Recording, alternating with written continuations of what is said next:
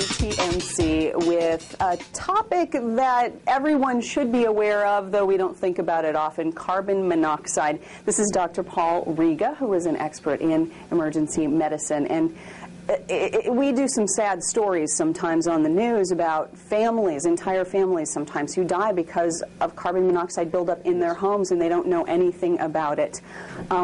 How often do you see this at the hospital? Well, I'd say that it's been my experience that over the years we probably have had one or two cases a year of that kind of a situation that we see coming in when it's too late. Yeah. So thankfully fairly uncommon, but it's something we all need to prepare for. Oh, sure, because if we don't establish the possibility of that diagnosis, we could be sending somebody out who we think has flu symptoms home, and we wind up but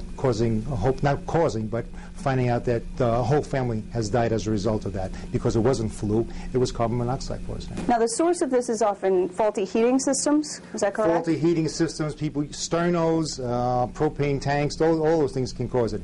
It's basically the combustion of organic material that produces carbon monoxide, and we see it more times than not during the wintertime because people are using to fuel their house.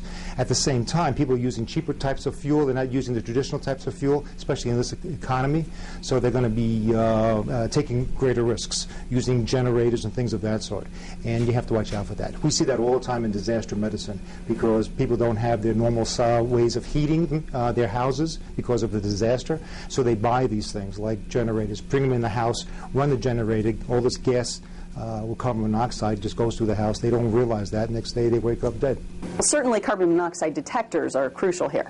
It's mandatory. I mean, you need to have peace of mind, and the carbon monoxide detector gives you peace of mind.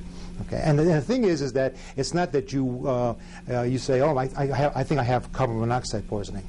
The signs and symptoms can be so subtle that they can be easily missed, not only by the family, but also by a healthcare provider or anybody else, because they can be gastrointestinal in nature, they could be fuzzy thinking, they could be feeling like you're just nauseous, and that's about all. That you have flu-type symptoms, and you find out that's not really the case. It's really carbon monoxide poisoning. That's the trouble. The subtlety of carbon monoxide poisoning is what's lethal.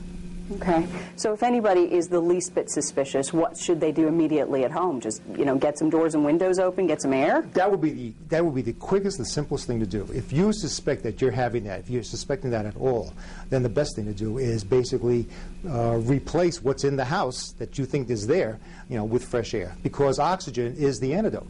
Okay, it's quick, simple, cheap, and that's the antidote. And then at that time, then you contact 911 or you can contact your local fire department to have that looked at more carefully.